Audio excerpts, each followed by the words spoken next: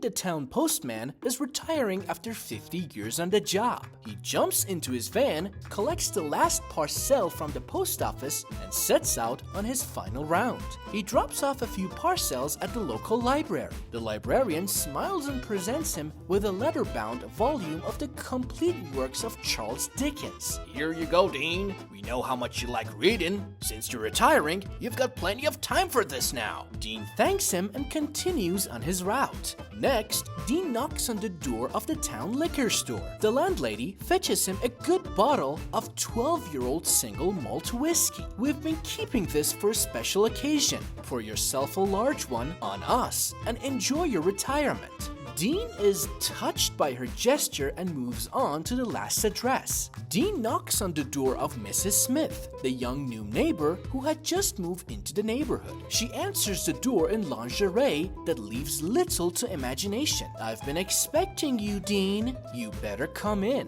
She leads him to her bedroom, pushes him onto the bed, and jumps on top. Dean's head is still spinning as he gets dressed. Then Mrs. Smith slips a $1 bill into his shirt pocket before he has a chance to say anything. Mrs. Smith says, "We are not done yet," and leads him down to the kitchen. Mrs. Smith then cooks a fantastic lunch of steak, eggs, and toast. As he finishes eating and takes a sip of his coffee, Dean finally has a chance to ask, I must say, Mrs. Smith, everyone in town has been very kind today, but you've been the kindest of all, in fact.